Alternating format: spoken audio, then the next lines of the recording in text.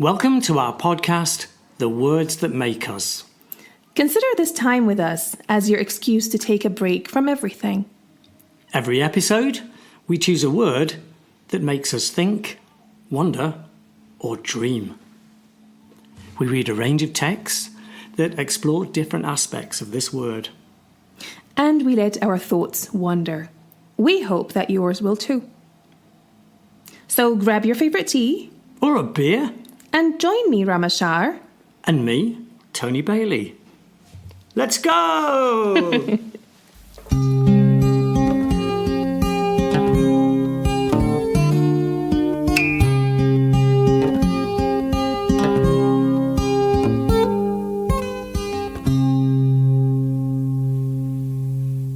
So this episode is about trees. Oh, tremendous.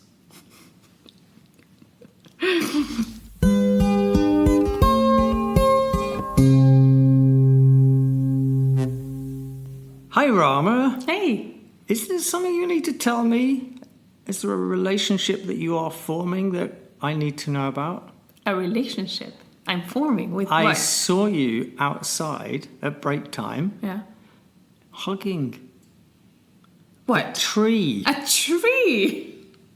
What is going on? Hugging a tree. Why Yes. would I be hugging? Oh my God. I don't know. Why were you hugging a tree? I don't know. When was that? Today. You were outside. Huh. Oh Maybe you weren't hugging it, but you seemed to be very close to it. I was very close to it. I wasn't hugging the tree. I was using that tree for my personal gain. So it's like a tree is a symbol of your relationships. No.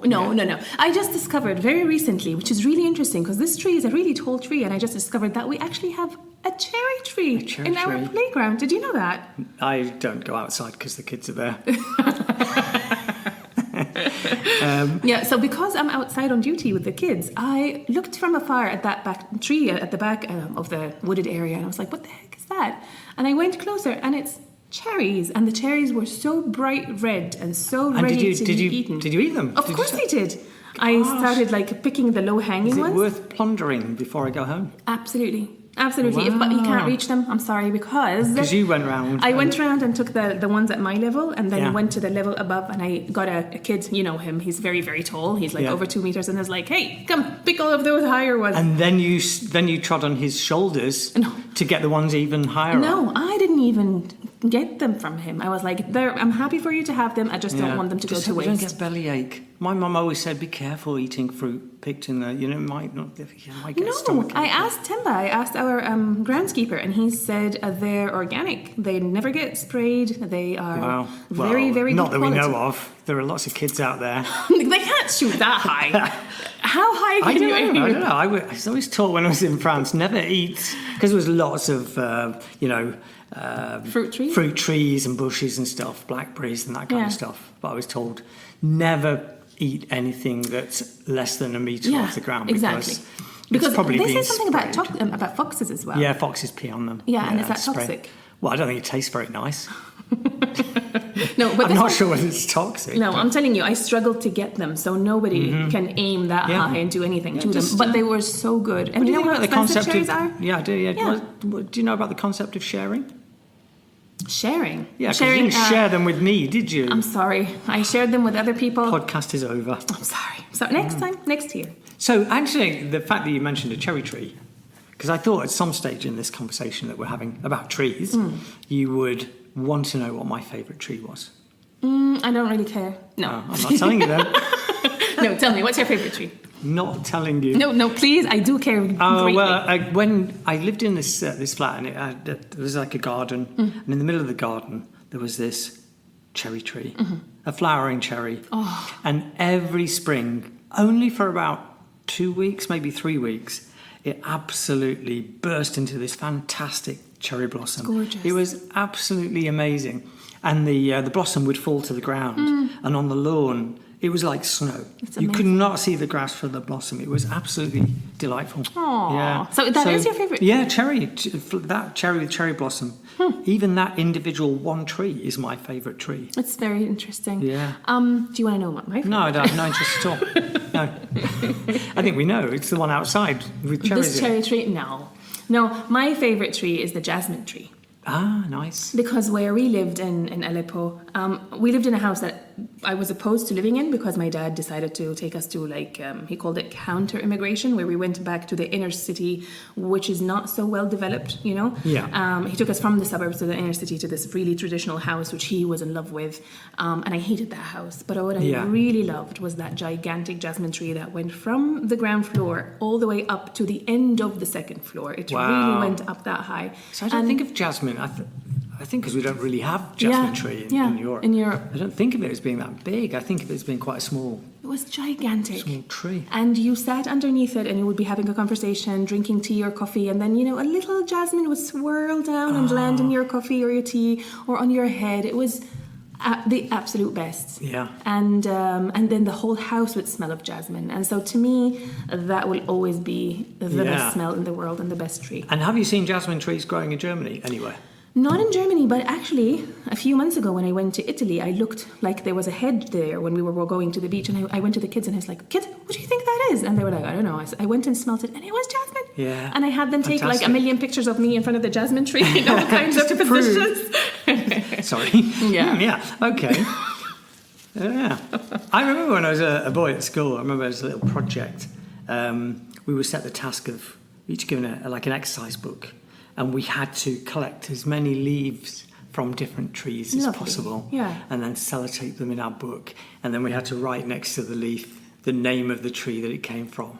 It was just a wonderful, wonderful exercise. What a great idea. I also remember one of our geography teachers, she said that when she was growing up, her parents gave her a book of trees and her brother a book of birds. Yeah. And then whenever they went on a nature walk or something, she would have to look at the pictures and match which tree that was, and he did it with birds. How amazing is that? Well, there was a whole series of books like that in England. Yeah. I don't know whether it's the same for you, but they were called the I Spy books. Oh, nice. And so you might have the I Spy book of trees, and there would be pictures of lots and lots of trees that you could find in the UK, and a little box in the corner so you could tick if you'd seen it. How amazing is that? I loved it. The I Spy book of birds, the I Spy book of cars. Cool. And so I think children are very inquisitive. They like to collect, but it's a really good way of a great idea engaging with the world around you. Exactly. And with that kind of competitive thing, I've nearly finished my I Spy book.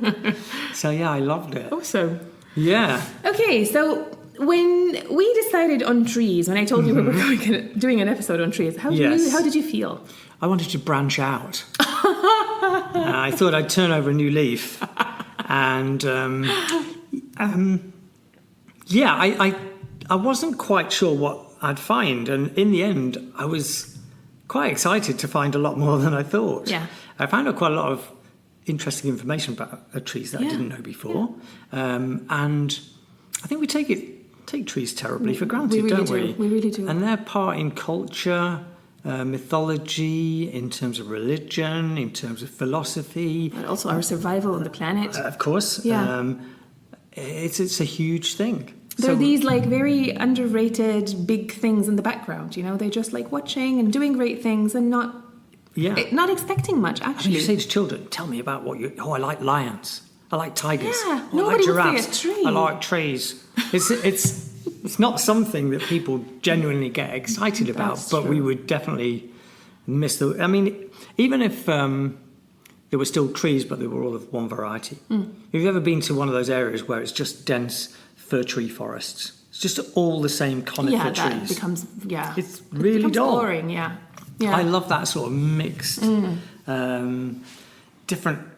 different trees, different heights, all sort of coexisting. Yeah, I really like that. And I also really interesting. I like evergreen trees because they never change color, and you feel like, okay, they're steadfast, they're always there, they're principled, they never change. But also you look at the ones that lose their leaves and become really bare, and then when they start blossoming again and having leaves again, it's so exciting. So I like all of them, Well, they're sort of like they portray the seasons, don't they? Yeah. I think the cycle of life. Yeah, with flowers and whatever, those plants kind of disappear, don't they? Once they die, they They die back and you don't sort of notice them. Yeah. But the tree is there and you want to know what time of year it is. Look outside the window and look at what stage the tree is. So although with climate change it's hard because like sometimes the trees blossom twice. They're like, I'm confused. Is this summer again? But you look out the window and you see the first buds forming on a tree. How exciting. And when the green of the tree suddenly is this massive green foliage. Yeah. And then, the season that we're in now, the leaves are just starting to brown and yellow, and I can tell you why they go yellow if you want at some stage. Maybe do that later. I think I read about that as well. Go on. About the seasons and about autumn. So maybe this was also a topic where there was a lot of really good literature, poems, I did not readings expect about that. trees. No, I really did not expect that. I thought we would find one or two, but there were too many. 2 or 3. I got 3 or forest. I couldn't see the wood from the trees. I see. Okay. Yeah. Shall we stop doing that? Yes, yes. So I found a really nice poem called "When Autumn Came" by a poet whose name is Faiz, Ahmed Faiz, who lived 1911 to 1984. Really don't know much about him. I assume it's a him. That's a man, yeah. When I read the name, I was like, oh, that sounds Arabic. How do I not know this Arab poet? But then I looked him up and he's, I think, Pakistani or Indian. Okay. So that's okay if I don't know him. So You're forgiven. Yeah. Okay. And it goes like this. This is the way that autumn came to the trees. It stripped them down to the skin, left their ebony bodies naked. It shook out their hearts, the yellow leaves scattered them over the ground. Anyone could trample them out of shape, undisturbed by a single moan of protest. The birds that herald dreams were exiled from their song, each voice torn out of its throat. They dropped into the dust even before the hunter strung his bow. O God of May, have mercy. Bless these withered bodies with the passion of your resurrection. Make their dead veins flow with blood again. Give some tree the gift of green again. Let one bird sing. Oh. So I really like that. I mean, obviously there's a bit of a kind of Christian message in there about the resurrection, but also, like you said, about the cycle of life, being reborn yourself or going through different stages. I woke up this morning and thought, give this tree the gift of green again. Looking in the mirror. Looking in the mirror. So I thought that was a really nice poem. That's a great poem. Very nice. And very light and optimistic. I really like that. Yes. Do you want to offer up a poem in retaliation? It's really interesting because I don't know if you have figured out by now that I like sad things for some reason. Why is so that? much into drama and into what's the dire symbol in here and stuff. But I think that's good because that poem that I read was about rebirth and renewal and regeneration. But let's have something from the dark side. Let's have something. I mean, so this is not really from the dark side, but this is also not strictly about trees. It's like about somebody who's comparing a woman to a tree. Okay. So I don't know. I found it very interesting, but you might say, oh, you really strayed. But let's see. Yeah. So this is also by the same poet I read last time, Nizar Qabbani, who is like, as I said, arguably the best Syrian poet or Arab poet of all times. So he says, be a dangerous woman in order to be sure when I hug you that you are not the remains of a tree. Tell me something, say something, sing, cry, live, die, in order for me not to be told someday that my sweetheart is a tree. Be the venom and be the snake, be the magic and be the magician. Wrap yourself around me, for me to feel the warmth of the skin and the scent of the skin, for me to be sure, my lady, that your branches are not just wood, that your roots are not just wood. Flow on me, sweating, die of drowning, in order for me not to be told someday that I was courting a tree. Be a horse, my lady, be a cutting sword, be a grave, be death, be an insatiable lip, be an African summer, be a burning field of spice. Be the brilliant pain, for I become a god when I ache. Sing, cry, live, die, in order for me not to be told someday that I embraced a tree. Be a woman, my lady, that crushes the shooting stars in her breasts. Be thunder, be lightning, be rejection, be anger. Let your hair fall over me, like gold, like gold. Let your body on my bed, write poetry, write literature. Let your bosom on my bed dig its grave. Be human, my lady. Be the soil and be the fruit, in order for me not to be told someday that I was sleeping with a tree. Gosh. Sleeping with a tree. That's a little bit harsh on trees. It is. Don't you think? It is. I understand what it's saying. That, you know, and people on stage, he's terribly wooden. Yeah. As an actor. Exactly. You're just standing there like a tree. Yeah, like a log. You know, like a log. Yeah. I understand that, but I also think the tree is often used as an image of being somebody who's really strong and full of life. Full of life, ever changing, always growing. Yeah. Reliable. Giving. The roots showing great depth on you know, that you don't see. Yeah. So interesting that he chose the image of a tree rather than like a rock or a. It's really interesting. I mean, when you think about it, he says, "Be the soil and be the fruit," and so he does enjoy this idea of, you know, growth and giving and stuff. But I don't know why he chose a tree instead of something like a rock or something.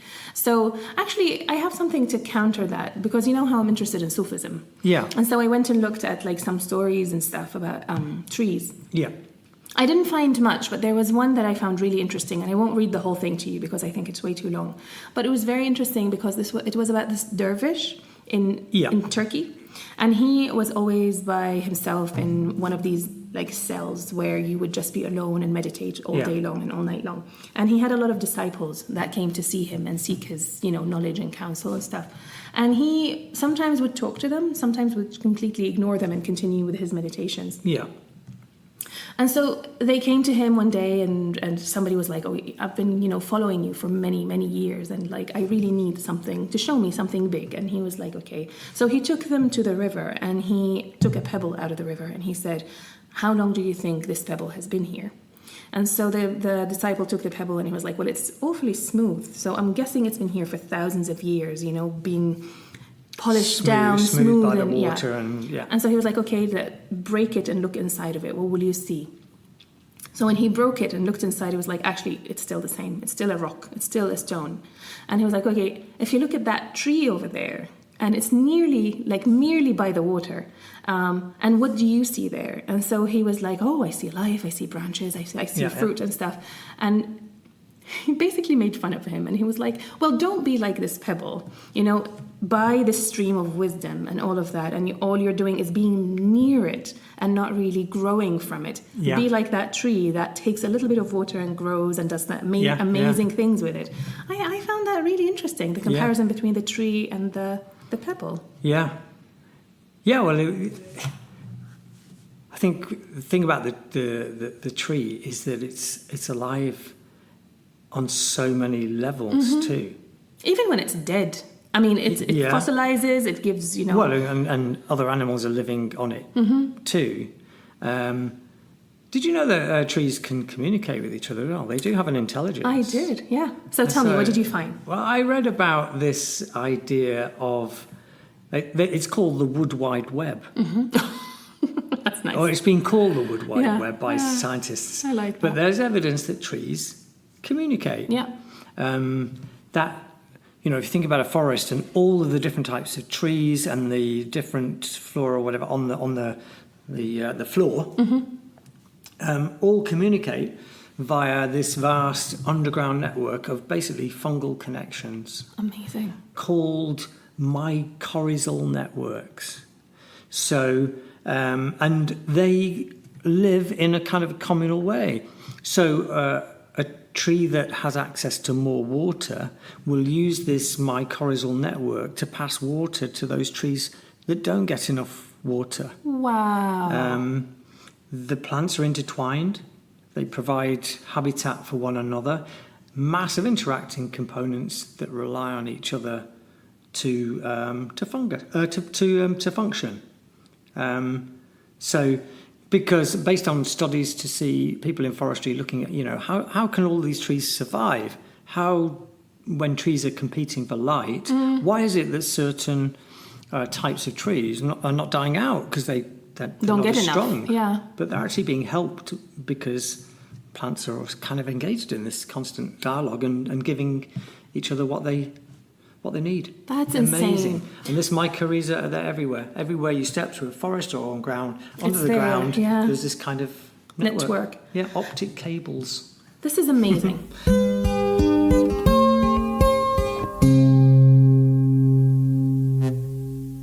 This reminds me of when I looked at some of the most amazing or famous trees in the world. Yeah. There's a tree so before I tell you about the tree, there was a group of people that they wanted to come up with the new 7 wonders of the world. Yeah. You know how we had the Hanging Gardens of Babel, and they wanted to come up with the new ones. And this one was shortlisted to be one, and then it kind of wasn't nominated, and there's a whole why did some things win and not because of the voting system? Doesn't matter. But this tree that I'm telling you about is called the Tree of Life, and it's in Bahrain. Okay. The interesting thing about this thing is that it's 9.7 meters or 32 feet high, and it's about 400 years old. 400 years old. Yeah. And it's still alive. And the thing about it that puzzles everyone is that it is nowhere near water. It's in the desert and it's by itself. And that's why people are they just can't understand how this thing still survives. Yeah. And maybe because of that, fungal network underground. Maybe it's supported. It's supporting by many trees from far away. 400 years is not that old for a tree, is it? Alive? The oldest living tree in the world is in America. It's the redwood, isn't it? It's what kind? It's a Great Basin bristlecone pine tree. Okay. Known as Methuselah. Mm-hmm. In the White Mountains of Inyo County in eastern California, is said to be, wait for it, 4,855 years old. It stands in a secret location. Yeah, I read that. On the Methuselah Trail because they don't want visitors. They don't want visitors to upset the network. And or to damage the land or the environment. Or to go and carve their initials on it, Yeah. Our heart, I don't know. Yeah. Yeah. And there are a number of other trees within that national forest, potentially even older than that.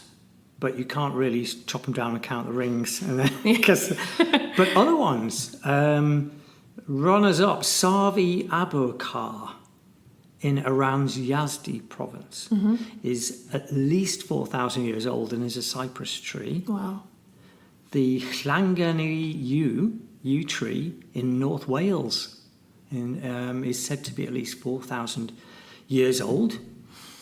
The Alerce millenario in Valdivia in Chile is taken to be between 2,400 and 5,484 years old. Amazing. It is incredible, isn't it? It really, really is. So they're there and they've everything that they've seen in that time. If they could talk. Unbelievable, right? Yeah. No, absolutely amazing. And if you think of, I'm sure if some people knew about their whereabouts, they would go and chop them, no problem. Yeah. Problem, no qualms about it. I was reading the other day about Syria and the deforestation that's happening in Syria, which is really heartbreaking. So I was reading about this guy. It says here in this website, I'm going to read it to you because it's really sad. Abu Qasim had a choice to make. He could either see his son drafted into the Syrian army or sacrifice his olive trees, an inheritance from his own father, to fund a way out. To save his life and secure his future, the 50-something farmer cut down his 27-old olive trees. No. 27-year-old olive trees, a grove of 1,000 on his land in Inkil, a town of North Daraa, North Syria. And he sold it as wood, just as burning wood. So he would send his son to the Emirates and set him up with a small business there. Gosh. It is because of the the uprising in Syria and the regime, just coming down very hard on the people, and especially the areas that were under siege, they really cut down all the trees to use them to heat up, because Syria can get really, really cold in the winter. Yeah. And with the decline in the availability of oil and gas, then wood has become once again, more important as a source of fuel. How sad. And so in heating systems now, you've got these pellet systems. It's all wood. So I suppose wood is sustainable, and you can replant trees. If you replant it, then yes. So I can see the logic in that, but it always seems such a shame. And olive trees, olive trees. That is... It's just a crime. That's such a shame, isn't it? Do trees play a part in your sort of culture? Are there stories about particular trees, or particular trees that you should be scared of or be aware of, or that have particular significance? I don't think there's one tree that has particular... definitely olive trees. They are the trees that everybody reveres, basically. And if you are lucky to have a piece of land with olive trees on them, you're really set for life, because olive oil is very big in Syria, and olives are very important. And so this is like a treasure, really. Yeah. But I was reading about some trees that were considered evil. Funnily enough, one tree that was considered evil in Morocco is the argan tree, which is really interesting, because recently, I don't know if you've heard of argan oil. Argan oil is in everything. It's good for the hair, it's good for their skin, And for the longest time, it was considered evil, and now it's become kind of loved. But if I could tell you there are these amazing trees in Socotra. Have you heard of Socotra before? Yeah. Socotra is an island that belongs to Yemen. Yeah. And this is, what's it called? World Heritage Site. Yeah. And it has the most amazing trees. I even have a picture there for you. If you take a look at it, it looks like an umbrella turned up. Yeah, beautiful. Basically, it looks like a nuclear explosion. It really does. It really does. And apparently, it's really difficult to get to this island, which is good. Yeah. But the problem is that with overgrazing and climate change, these trees are dying. Yeah. And this particular tree is called dragon blood. Yeah. Which is really cool. And I like the stories around why it was called that. Because in Arabic, it's called the two brothers tree. Yeah. Which is rumored to have been because these two brothers killed each other, and this is where the trees grew, and that's why they're called that. And so one of my dreams is to one day make it there. Go to Socotra. And go see there, because all of these trees, they exist nowhere in the world. Not just this one, but not the dragon blood, but a lot of them. Wow. But I would like to go before they go extinct. Yeah. Before the goats eat them all. But in England, trees have played a massive part in our sort of cultural heritage. The mighty oak, the oak of England is very, very much part of our culture. But lots of references to trees in Robin Hood and the living in the forests in Nottingham, Sherwood Forest. In medieval times, all of the big forests being chopped down so that the British could build their navy and their wooden ships. That's why there aren't as many forests in Britain now as there used to be, because a lot of it was chopped down to build boats. But I was having a look at any particular trees that had cultural significance. So in Ireland, for example, often you'll see in the middle of a field just a lone hawthorn tree. It's quite a small tree, the hawthorn, but you'll have, it's kind of barren land, and then in the middle there'll just be this tree. What's it doing there? Farmers will not chop these trees down because of this superstition dating back to prehistoric times. And these are the Irish fairy trees.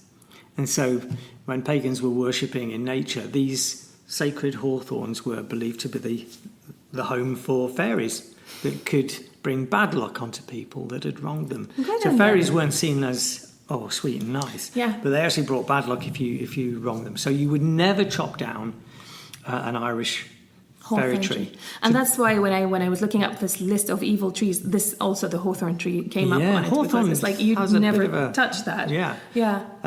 White blooms in May and June. Traditionally, people bring a hawthorn branch back to their gardens in May and June and decorate it with eggshells and blossoms as part of their sort of post-Easter celebration.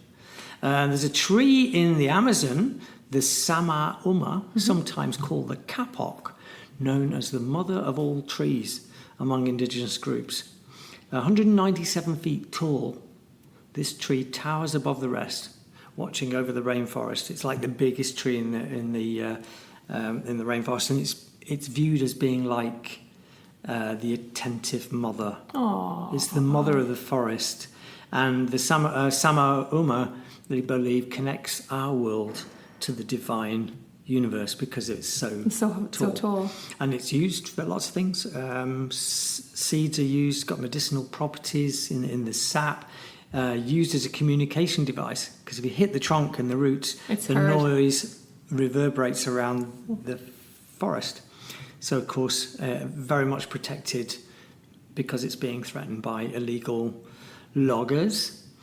You heard of the gaff tree? Mm-mm. The drought-tolerant gaff tree is found in several desert and arid regions like the Arabian Peninsula, Western Asia, Indian subcontinent. It is seen as the vital symbol of stability and peace, such that the United Arab Emirates declared it their national tree of peace. What's it called again? It's called the gaff, G-H-A-F. Resistant even to the harshest desert environment, the gaff has long been a part of traditional life. People can eat its leaves, livestock prefer the branches, used for medicinal purposes, and under strict protection from being chopped down. Very good. Actually, this reminds me of when you asked me about famous or holy trees. The palm tree is also very highly respected in the Middle East, and it's also mentioned in the Quran, because I think the palm tree is where Mary gave birth to Jesus Christ. And yes, as I told you, when on Palm Sunday, when Jesus came into Jerusalem, people he paraded to people waving palm leaves. Palm trees. I always, when I had to go to Sunday school, I think of two things: camels and palm trees, because I seem to remember that's all I did was draw those.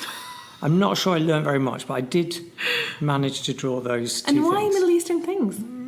Because they were mentioned in the Bible. In the Bible, we would draw Bible scenes. A couple of other ones. Tree of Enlightenment. Oh. The Bodhi or Bo tree. And this is central in Buddhist traditions. Mm-hmm. So another religion where there's a tree at the heart of it. It's said that Buddha achieved enlightenment after meditating for 49 days under this sacred fig in Bodh Gaya in India. Oh, yeah, I just looked it up. Yeah, although there are Bodhi trees around the world, it's normal to have them in Buddhist temples. Mm-hmm. The one where Buddha meditated has now become a pilgrimage site. So, oh wow, that looks insane. It's like gigantic roots. Yeah, and there's lots more that we could go with, but it's amazing. I remember when I lived in the UK, there was a special tree there in the town that I lived, which was the hanging tree. Mm-hmm. And there was a road. It was on the outskirts of the town. I think it might even be called Hangman's Lane. Okay. Hangman's Lane. Very sinister. And halfway along the road, there was this big tree with a big branch, and sure enough, that was where outlaws and people who were killed for their crimes. They were hanged there. And if you walked along there, you got a real kind of atmosphere. It was not, you talked about good and evil in trees. Mm-hmm. There was definitely this was an evil sinister. Tree. Yeah. Yes, indeed. Yeah. There is a song that Jennifer Lawrence sings in one of the Hunger Games movies, and it says, "Are you coming to the tree?" And then it says something like they say they murdered 3 or something like that. So this is the hanging tree, and also I also find that song very haunting. She does a great job singing it as well. Yeah, trees can be quite scary as well as we said aren't they amazing? Yeah. But on the other hand, if you've ever walked on your own through in a forest, if a tree falls in a forest, does anybody hear? Exactly. Yeah. But they are, that whole atmosphere of being in a forest on your own. The wind whistling through the trees, the leaves rustling. What if I get lost here? Exactly. And these huge trees are... Nobody will find you. Very threatening. And I think trees are even worse at night. Of course, and there are so many, I don't know if you saw in animated movies and fairy tales, they always show you that at night, Hansel and Gretel were lost, and the trees were kind of they looked like humans who were following them. So they have been animated or described in some stories as really scary things. That's interesting, because I was reading about that and how in literature and whatever. So if you think about just even popular culture, then look at the Harry Potter films. Oh yeah, what's it called? The Whomping Willow. The Whomping Willow. Yeah. Those who get too close may be whomped. Yeah. I like it though. I was like, good on you, Whomping Willow. Beat them up. James Cameron's Avatar had the Tree of Souls. Oh yeah. Guardians of the Galaxy had Groot. I am Groot. Yeah, I'm Groot. The walking tree. Yeah. Lord of the Rings, J.R.R. Tolkien has this whole world of the trees, the tree beard and the Ents, and associated with the goodies, the trees come to fight and defend. I mean, this is modern day culture, and we're still using trees in that way as imagery. It's really, really interesting. It really is fascinating, and it's really overlooked, when we talk about it. But yeah, it's really everywhere. Yeah. What idioms and things did you find in the English language about trees? Because I found some in Arabic as well. Okay, I'll give you a few English ones, yeah, and then you could give me some from your background. So. Can't see the forest for the trees is probably I use that a lot. Yeah. Can't see the wood for the trees. Can't see the forest for the trees. What else have we got? Be turning over a new leaf. The apple doesn't fall far from the tree is another one. A tree is known by its fruit. Planting the seed of an idea. Knock on wood. Oh yeah. Is another one. As strong as an oak. Going out on a limb. Money doesn't grow on trees. Another one with trees. The trees are the lungs of the earth. Yes, absolutely. Shaking the tree. We need to shake the tree. You're up a tree. You're up a gum tree. Barking up the wrong tree. You're barking up the wrong tree. Although I was funny because that was in there as an idiom. Oh, barking up the wrong tree because it's bark. But barking is dog. It's a dog. The way I always understood it is that there's a dog barking up the wrong tree. Wrong tree, yeah. Yes. Yeah, exactly. What else? Branching out would be a good one. Yeah, so all in everyday use. I've used all of those. We use those images all the time. What have you got? So when I looked at Arabic, and then I looked at some African ones as well, because I love that there's so much wisdom in Africa that we don't really draw on. So the ones that I found in Arabic, there's one that says, like trees, the older they grow, the more they bend. I really like that because it shows that when you grow older, you become more humble and you don't become more arrogant and, upright and stuff. You understand that you don't know that much and that, another one is don't plant a tree in land that isn't yours. Oh, yeah. So this shows that you should first know where you're planting your tree. Is this your place? And is this a good soil? Is it good soil to put your tree in? Every fruitful tree is pelted with stones. This is a bit kind of paranoia, it's like, oh, of course, everybody's jealous of me because I have such a fruitful tree. But yes, you see that, successful people who are in the public eye, they are the ones that get the most attack. Yeah, it's true. So it makes sense. Yeah. A tree that does not bear fruit does not concern me. Yes. Which is interesting because it's like, if you're not doing something with your life, if you're not bringing something to the table, I really don't want to busy myself with you. Yeah. A tree is known by its fruit, which is interesting. You said the same one. Yeah. Wisdom is like this is an African one. Wisdom is like a baobab tree. No one individual can embrace it. So it's so big that not one person can. Although you were doing a pretty good job with that cherry tree. I wasn't hugging it. That's what it looked like from the window. I was just trying to climb, weren't you? Yeah. The tree with strong roots laughs at storms. I like this one. Yeah, that's good. When the roots of a tree begin to decay, it spreads death to the branches. This is true one about, from like, Nigeria. the human psyche and Exactly. yeah. If the seed, if your core is thick, then this is going to affect your body and the rest of you. Yeah. There is one. So I highlighted the ones. I'm going to finish with the ones that I loved. There's one that says, "The axe forgets, the tree remembers." So it's like if I come to you and I say, "Oh, yeah, we have a history." I'm like, "What? What do you mean? Like, we never had any problems." Yeah, of course you don't know, because you're the axe and I'm the tree. Yeah. I will remember for you. It was like an, off the cuff remark. Gosh. Another one, no matter how tall a tree grows, it will never reach the sky.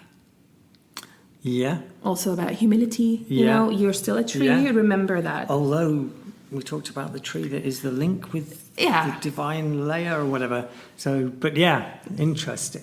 And then there's the next one, the tree that does not bend with the wind breaks. I love this one. Yeah. Because when you look at saplings, for example, they bend with the storm and then they stand up again and they continue. And the really tough ones, they break and they die. That's true. The best time to plant a tree was 20 years ago. That's a good one. The second best time is now. Yeah, I saw that one. Who was that attributed to? I think this is just something from the African wisdom. It's just a proverb. I've got, Eliud Kipchoge, who sounds like he could be. African? African, yeah. I really like this one. It says, like, you should have started a long time ago to be reaping the fruit now. Yeah. But now you still should do it. It's never too late. Never put it off. Exactly. But even you can't get the 25 years back, can you? And the one I like is also, your branch should match your roots. Yeah, I like that true. one in a way, but not all the way. It's kind of like, you can't, what do they say? The snake can't come out of skin or something like that. It's like basically you can't shed all of your identity. You have to still be true to some of your identity. Don't pretend to be something you're not. Always remember your humble origins, maybe. Maybe that's what it comes to. Yeah, and also balance. I mean, if you've got no roots and it's all show, there's no substance. There's no authenticity, which we talked about. Or you have very deep, strong roots, but nothing to show for it. Exactly, yeah. I've got a few quotations that kind of a little bit like idioms, some of which I thought were very wise. So Warren Buffett said, "Someone is sitting in the shade today because someone planted a tree a long time ago." And this is so true, isn't it? And often you think about legacy and what your life is worth. I don't know why I'm doing this, and that sort of sums it up, doesn't it?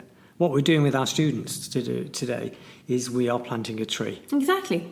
And if you think of all the abolitionists, for example, all the work they put in, the prisons they went to, and now people in America are living and enjoying freedom and equal rights because of it, because of all that hard work.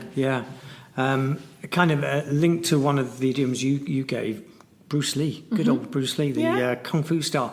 Notice that the stiffest tree is most easily cracked, while the bamboo or willow survives by bending with the wind. Exactly. Yeah. Khalil, your favourite, Khalil Gibran. Yeah. Life without love is like a tree without blossoms or fruit, which is a little bit like the one you said about the tree that has no. Yeah, that's very interesting. Fruit. Because you could have something that has a solid foundation, but if it doesn't bring anything new to life, it's not good enough, is it? Yeah. So if your relationship never has any fruit or blossom about it, develops. What's it for? Exactly. Last one I'll give you then is Robert H. Schuller, because I like this. Never cut a tree down in the winter time. Never make a negative decision in the low time. Never make your most important decisions when you're in your worst moods. Wait, be patient. The storm will pass.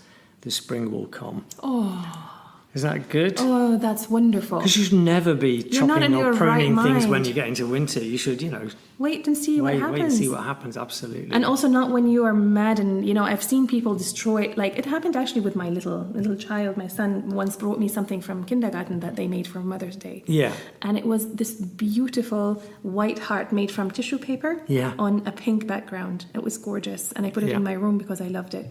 And it reminded me of him. He was just 4. Yeah. And then one day we had a fight. And I discovered a few hours later that he went upstairs and destroyed that thing. No. And that was the big lesson that he had to learn. You don't act when you're angry. You wait a little bit. Yeah. And then see. And I hope... Don't press enter on that email. Until you've slept on it. Until you've slept on it. Exactly.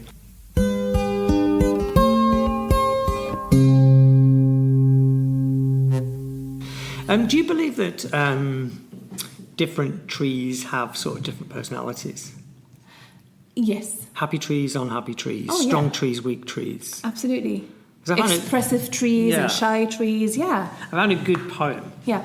by a guy called John Russell McCarthy that says, that's called Poplar Trees Are Happiest. Yeah. Yeah? I like this because you could add more and more to this poem based on other, but I liked the trees you know. Yeah. Poplar trees are laughing trees with lilting silver call. Willow trees droop weepingly and never laugh at all. Maple trees are gorgeous trees in crimson silks and gold. Pine trees are but sober trees, aloof and very old. Black oak trees walk sturdily, and live oaks eager run. The sycamores stand lazily beneath the summer sun. But poplar trees are laughing trees, wherever they may grow. The poplar trees are happiest of all the trees I know. Oh, so good. Yes, this is That's awesome. a nice little review of some of the trees that we know. But I can see that. I like. I really like the weeping willow tree. Yeah, and how I love it behaves in the wind. And how they lean towards the water and they the provide so much. And the rustling of the leaves. It is a gorgeous tree. Yeah. I really like this image where it says live oaks eager to run. Yeah, it's good. Yeah, and sycamores being lazy. In the sun. Yeah. Poplar really trees. Good. Oh, that's very nice. I like that. So that's a good one. Yeah. I was thinking there are there are actually quite a few poems because, as I said, I was really overwhelmed by how many poems I found about trees. And good ones as well. Really Sometimes good. I find a lot of poems, but I don't you're like they're many rubbish. of them. Yeah, you have to really sift through them. But here you're like... Before I read you a poem, actually, I wanted to tell you, have you ever heard of this organization called Plant a Million Trees? Yes. And now they changed it to 1 trillion trees. Yes. Do you know anything about this kid who started it? No. He was an ESA student. Really? Yes. Gosh. Yes. I remember him so distinctly in grade 4. We actually, after a field trip, I waited with him at the tree station, and I didn't go home until I made sure that he was on the tree. Did I say tree station? Tree station, yeah. Oh my! Do you have a tree station? No, the train. You mean the train station? Yes. Yeah. Very good. Train station. He got on a log and off he went. No, on the train. Yeah. And so, and then I think this came from a unit of inquiry that they did here at school. Yeah. I kid you not, it came from a unit of inquiry where he was like learning about trees and how important they are. And he actually made it all the way to, I don't want to make lies, but he went to some UNESCO or something. I'll find it. And he gave a big speech in front of all these big suits and stuff and started his campaign. And now he's a young man. Fantastic. It's so this is what Fareed Zakaria said about him. You know Fareed Zakaria from CNN? Yeah. The science is simple. Trees absorb carbon dioxide. We are all impressed by Greta Thunberg. But what about Felix Finkbeiner? He's a young German environmentalist who, at the age of 9, proposed that every country commit to planting 1 million trees. And then, at 13... upped the ante and suggested at the United Nations, that we target 1 trillion by 2050. Let's start by curbing deforestation and planting as many trees as we can, as fast as we can. And this boy is so dedicated. It's really amazing to see. Yeah. And we had him over a few years ago to give a speech or a talk to our students to, inspire them. So I'm so proud that he came out of ESA. Do you know why it became 1 trillion rather than a... I'm guessing because a million is not enough at all. Yeah, I doing a bit of research. First of all, a shout out to the BBC Science Focus magazine. It's amazing, amazing, and really nice if you like bite-sized bits of information. Yes. But so many really interesting things about trees. And that 1 trillion trees figure comes from research at the Federal Institute of Technology in Zurich, suggesting that planting at least 1 trillion trees around the world could capture 2/3 of the carbon pumped into the atmosphere 2/3 due to human activity. That's amazing. And we don't do it. No. So planting new vegetation, new trees is an essential part of the solution, as essential as reducing the stuff Our at carbon the footprint, source. yeah. We have to stop destroying forest areas, obviously. So, yeah, figure calculated based on what the human need for carbon dioxide is, etc. But yeah, 1 trillion trees seems to be the agreed upon figure, number. Yeah, and it is absolutely doable. it is doable. Absolutely doable. Yeah. I mean, I was reading about it the other day in Ethiopia. Can't do it overnight, but you can. There is enough land. The problem is stopping the huge amount of deforestation that is also going on. We talked about this a little bit about like in the Amazonia and the loss of all of that. The rainforest, which is devastating, all to provide farming, grazing grounds for cattle. Yeah. It appalls me really. But I was reading about Ethiopia, and Ethiopia apparently, after they had cut down a lot of trees, they started an initiative called Green Legacy Initiative, aiming to plant billions of trees to combat deforestation and climate change. They ended up planting over 350 million trees in a day. Wow. In a day. Wow. Apparently they planned that really well beforehand, and then on that day they gave people the day off. And everybody went out into the forest and gardens, whatever, and they planted 350 million trees in one day in 2019. Wow. It is totally possible. Yeah, it is completely doable. I mean, I've read about people... And it's not that expensive to do, surely. It's really not, and it pays off actually pretty quickly if you think about it. And so I really think a lot of countries should jump on things like that. And then I looked up, actually, what are the countries that cut down the most trees? Yeah. What do you think is number one? I'm going to guess that it's Europe. It's Brazil. Is it Brazil with the rainforest? Yeah, with the rainforest, because they need it for wood and they need it for agriculture to have. But I mean, how can you cut down the rainforest to provide grazing grounds for? It's crazy, cattle? isn't it? It's just appalling. But do you know where in the world the most trees are then? Well, I'm guessing you said Brazil. Yeah. So Brazil's going to be up there. It's up there, but it doesn't have the most. It's not the biggest. I heard Russia. Yeah. It is, isn't it? So Russia has 650 million, was it billion? Trees. Should be billion. Or is it? I think it's billion, isn't it? Because we're talking about trillions. Yeah. There's an estimated 3.04 trillion trees in the world. That's about 400 or just over 400 for every human living on the planet. Yeah. So think about that. You've got 400 trees that are keeping you... And how grateful I am. I'm so grateful as well. But yeah, the majority, and it's a lot, twice as many, are in Russia. Cool. I mean, it is a gigantic country, so that's... Interestingly, though, when we talked about water... Yeah.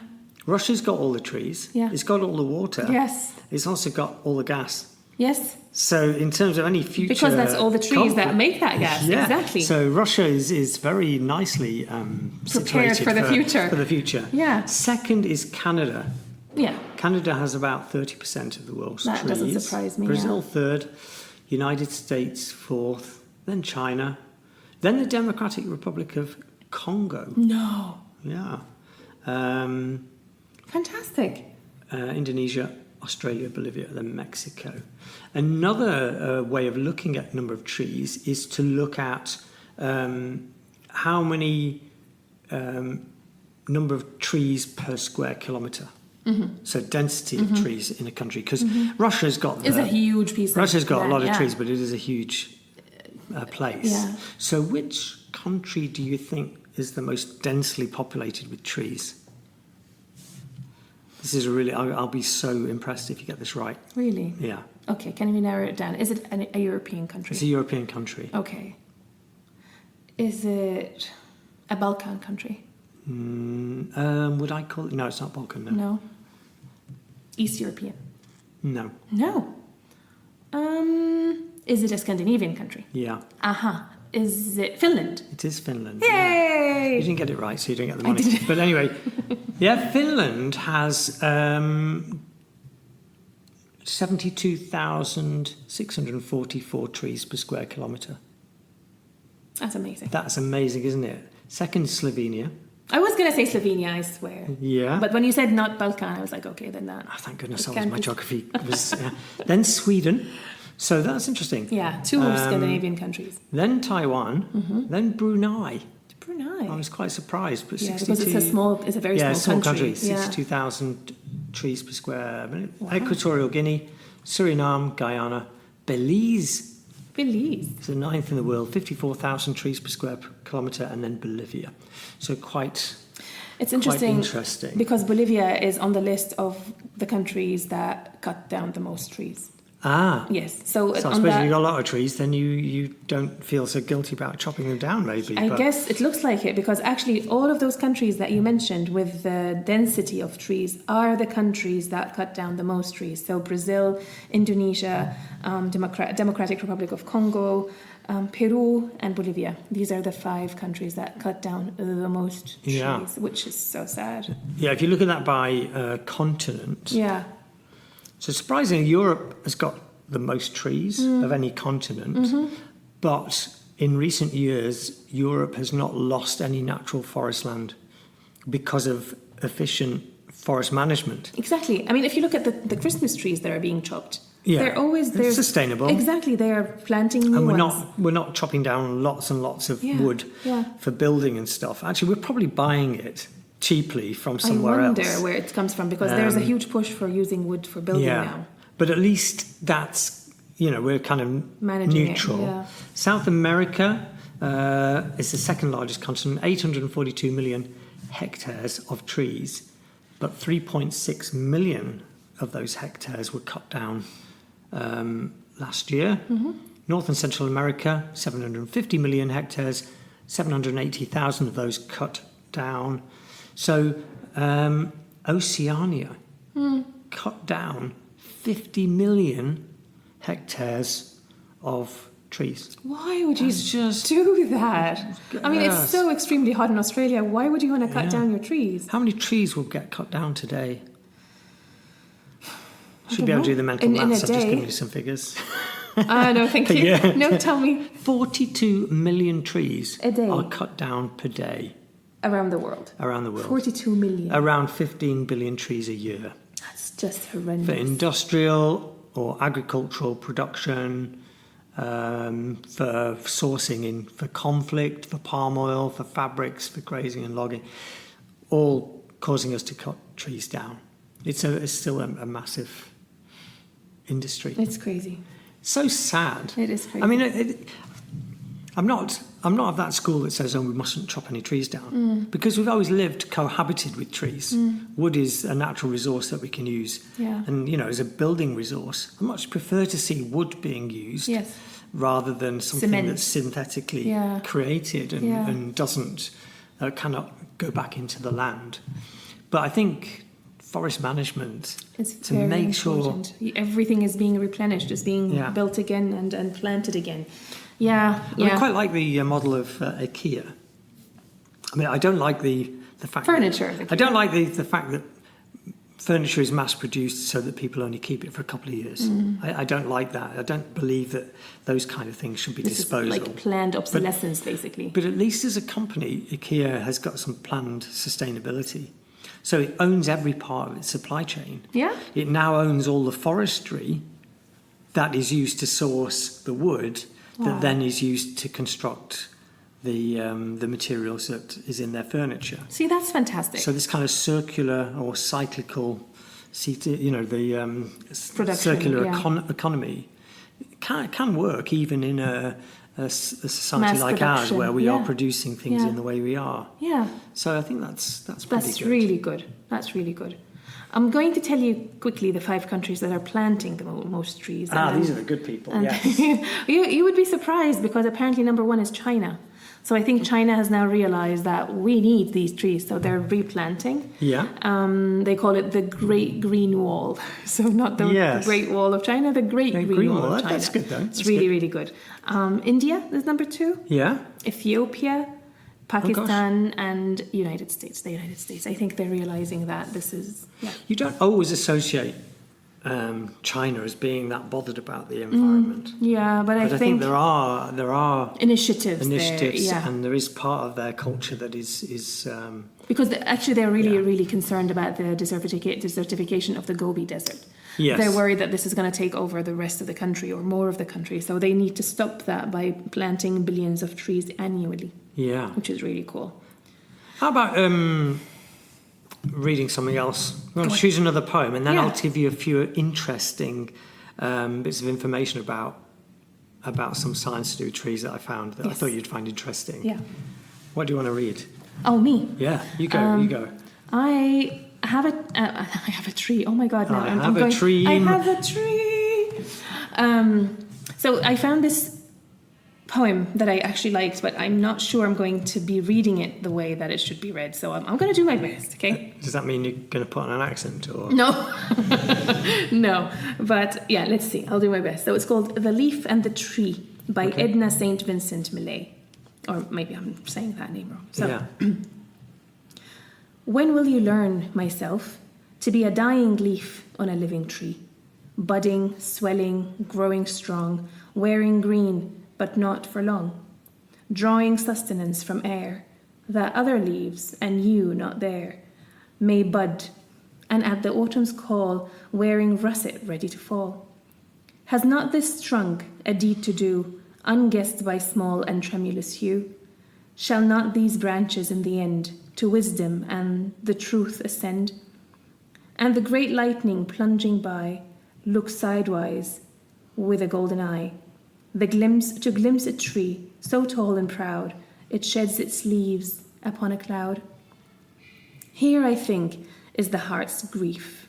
The tree, no mightier than the leaf, makes firm its root and spreads its crown, and stands, but in the end comes down. That airy top no boy could climb is trodden in a little time by cattle on their way to drink. The fluttering thoughts a leaf can think, that hears the wind and waits its turn, have taught it all a tree can learn. Time can make soft that iron wood, the tallest trunk that ever stood. In time, without a dream to keep, crawls in beside the root to sleep.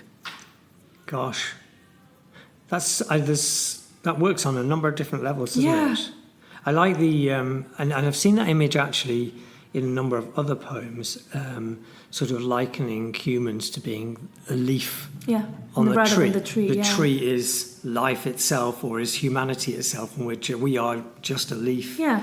And we blossom, we flower, we fall, and then we fall. Yeah. But I also like, there's also an image in that poem of this, you think of things like the leaf being temporary, but the thing that is absolutely solid also comes down eventually. Yeah. And also lies to rest with its roots. Exactly. And I wonder whether that's the poet making some reference to somebody in her life who had that role, maybe a father figure or something like that. Yeah. It's really, you don't expect, there are certain people or certain things in your life that you expect them to be like to be there forever. Rock solid. But they too will lie and go soft and be there with the roots. And I love that. It's really, I found that so deep. And also I really like this idea of wearing green but not for long, drawing sustenance from air. Yeah, it's really, really. I don't know. I when I read this yesterday, I was like, oh, this really, really speaks to me. So I'm glad you enjoyed it too.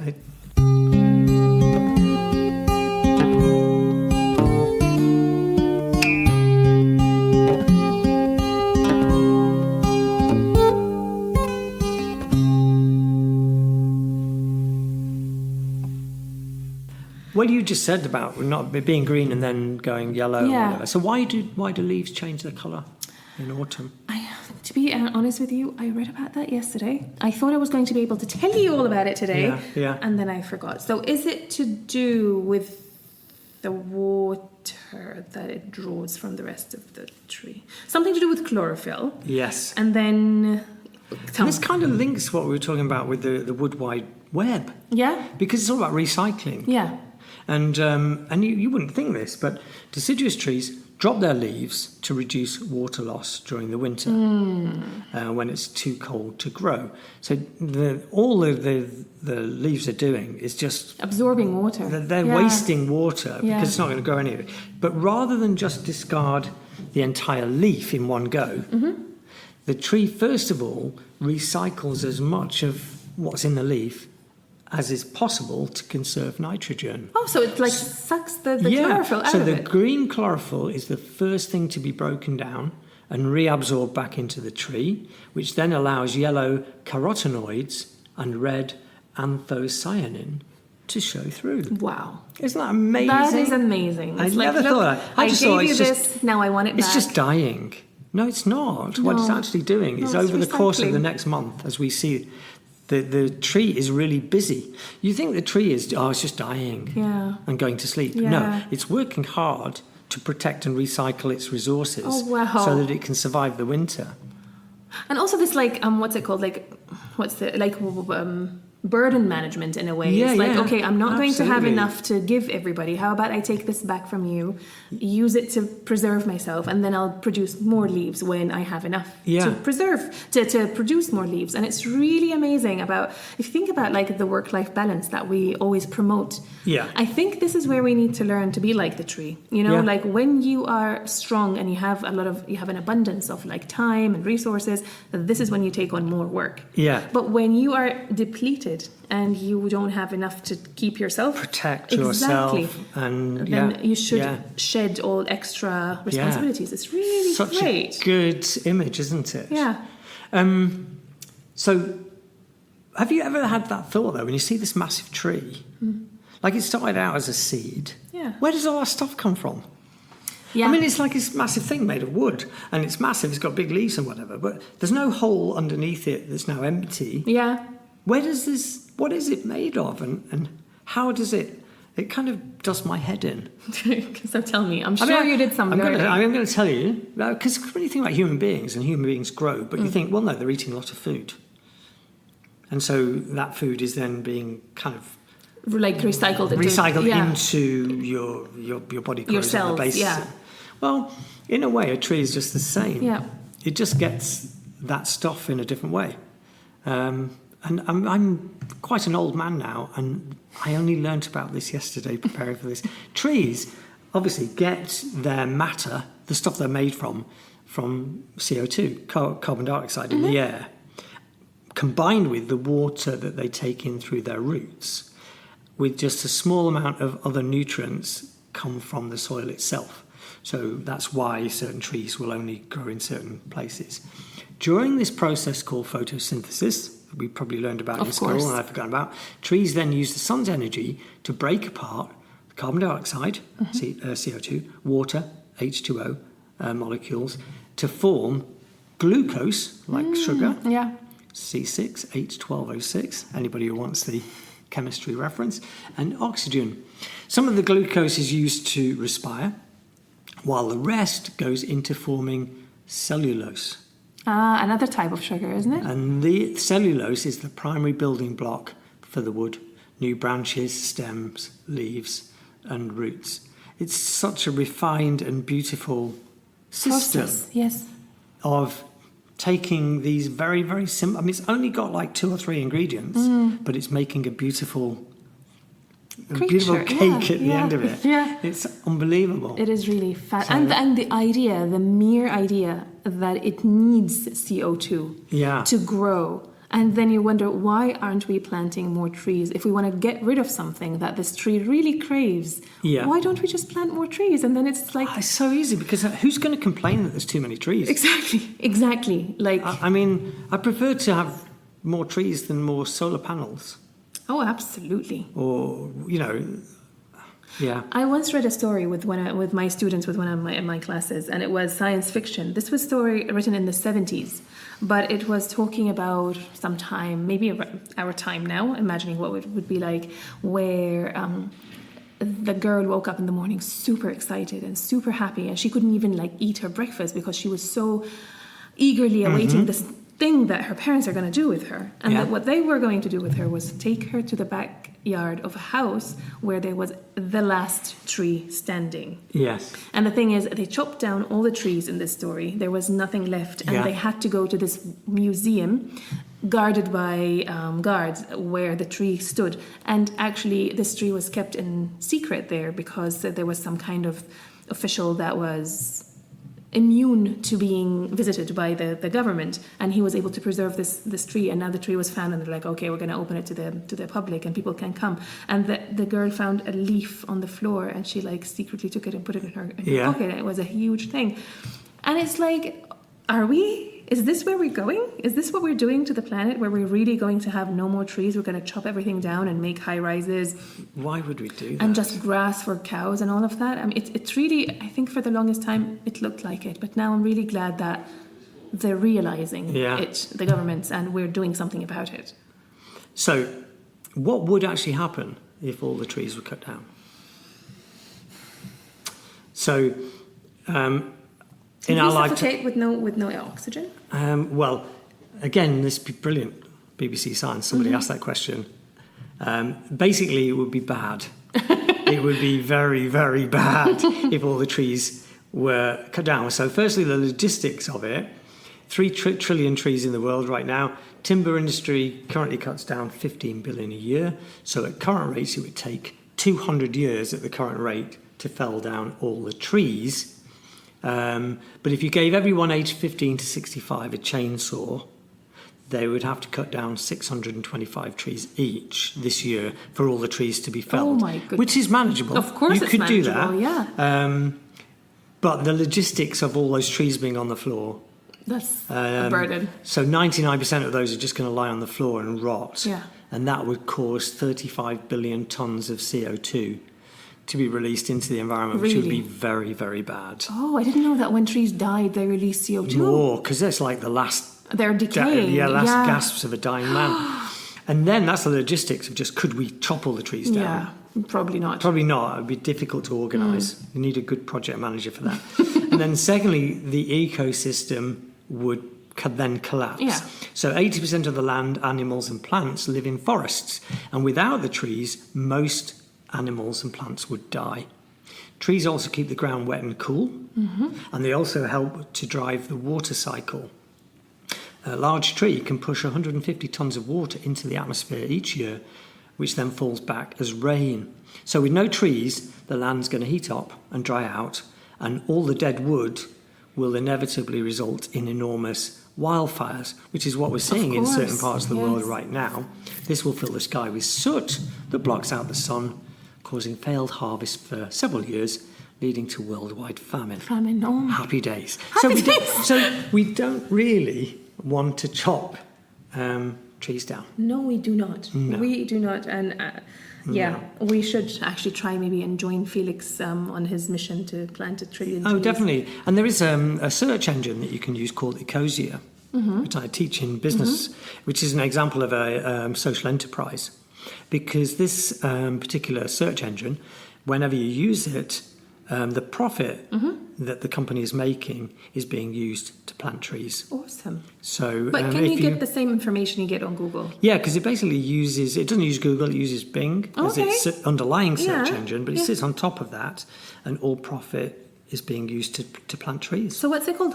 What? Ecosia. Eco as in the ecosystem, and then SIA. Ecosia. Okay. And it's in the top 10 search engines used in the world, I think. I think the students told me about it once, and I never really investigated it. So Ecosia. I've got one last question that I have to ask you from this science thing, because I was so intrigued. Just to show how little I know about science. No, well, these are all things I did not know either. Okay. But I wanted to share. Why do trees always grow straight up, even when they're on a slope? So when they're on the slope, they don't they don't grow diagonally. Yeah. Why do they grow and then they go straight? Oh my goodness, I never thought about that. It's amazing. Because why should they? Yes. Why should they do that? Because a plant doesn't do that. Like the Sometimes plants are so soft and they go like... sometimes they can do that. Yeah. Why? This absolutely blew my mind. So trees, and most other plants actually, can detect gravity using tiny structures within the cells of their roots and shoots called statoliths, which tell them which way is up. Wow. It's a process known as gravitropism. Gravitropism. These pocket-shaped structures are also responsible for storing the plant's food in the form of starch. So what happens is these statoliths are drawn by gravity to the bottom of the cell. So if you think of a cell being a circle, the statolith part rolls down to the bottom. And that tells the plant that is the direction downwards. Yeah. And it should grow in the opposite way. Oh, my. And that means it grows directly upwards. No way. Isn't that amazing? That is amazing. So the tree responds to that signal by growing its root downwards and its shoots upwards. If the tree was blown onto its side, then... It would fall, wouldn't it? Because... The statoliths would be in the wrong place. Yeah. But then they would reposition themselves at the bottom of the cell so the tree could then grow back upwards. So you may have seen trees that have kind of been blown over and then continued to grow and corrected themselves and grown upwards. Yeah. That's amazing fascinating information. Not a lot of people know that. No, I never even thought about that question, but yes. There you go. Insane. So we're getting too close to that time to finish. No, I really had more that I wanted to read to you. Is there anything that's really burning me? Burning, because we mustn't burn fire. No, we don't burn trees. So how about I give you a choice and you tell me, is there anything you wanted to read?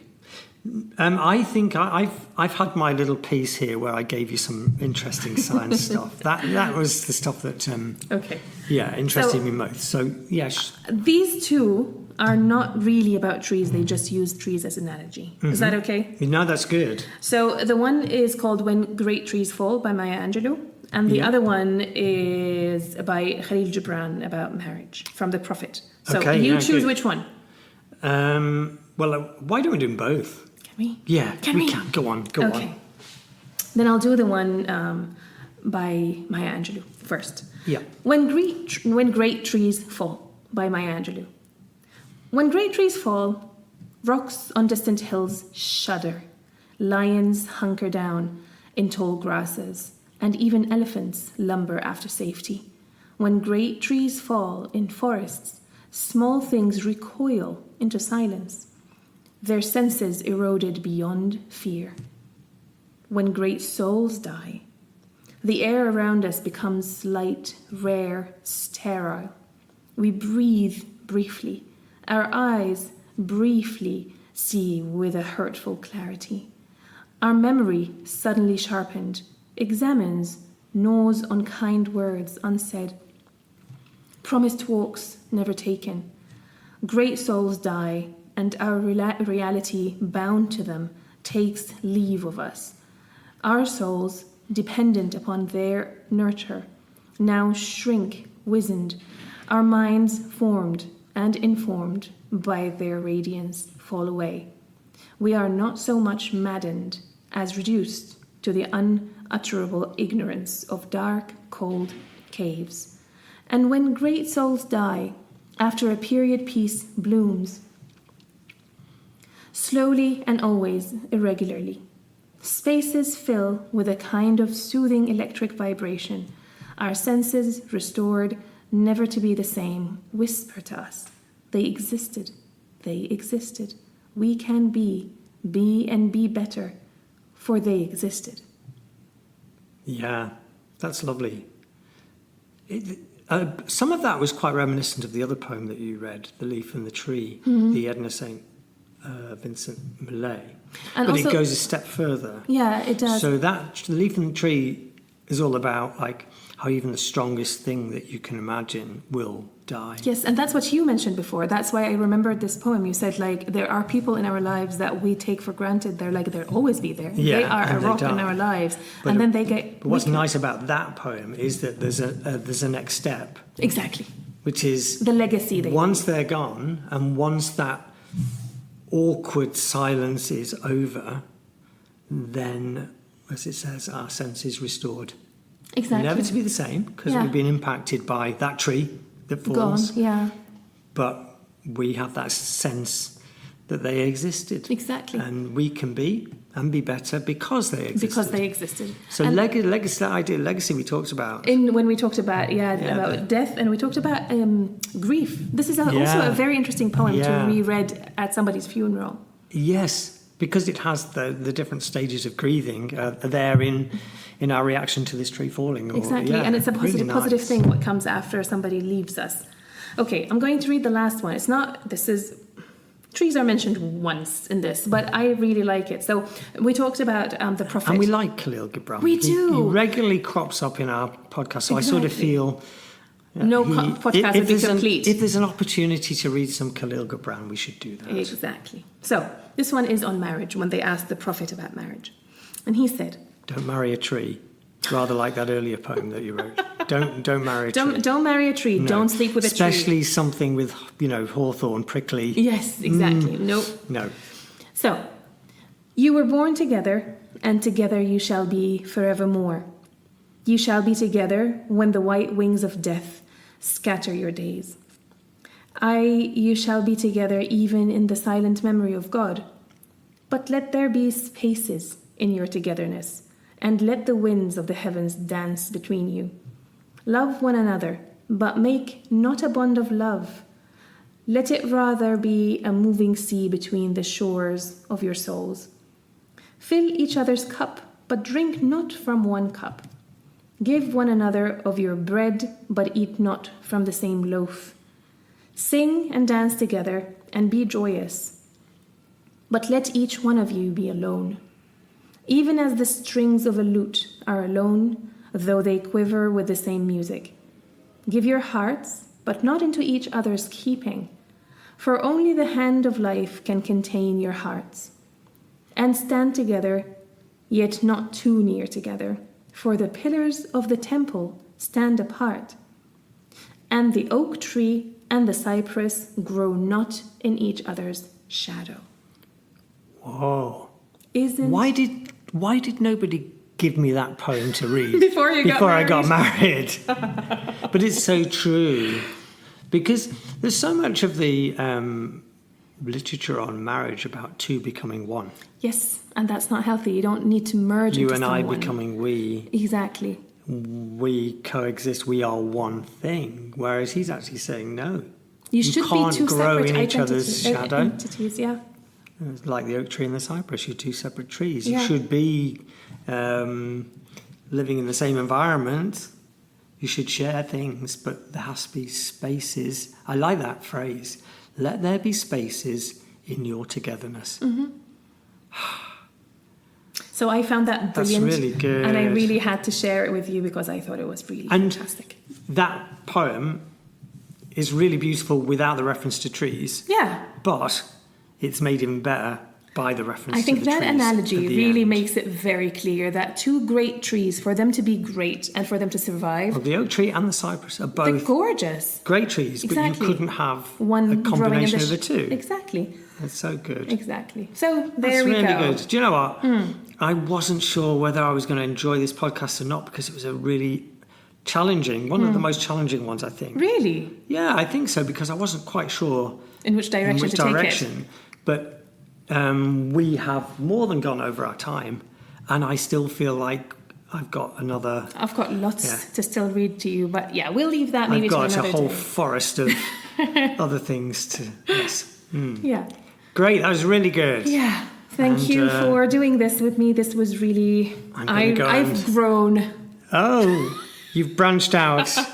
And very good. We'll see you guys then next week. We hope you enjoyed this. We blossomed. We did blossom. We did blossom. Yes. So have a good week, everybody. Okay. Until then.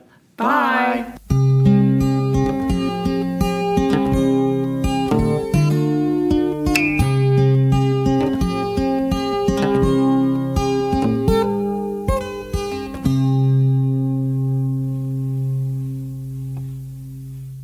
We hope that you've enjoyed listening to the readings we chose for you today. And that our musings have ignited your thoughts. If you've enjoyed this episode, Please share it with your friends and those you think would enjoy it. If you have any thoughts, suggestions, or any kind of feedback, please send us an email using the email in the show notes. We'd love to hear from you with the words that make you.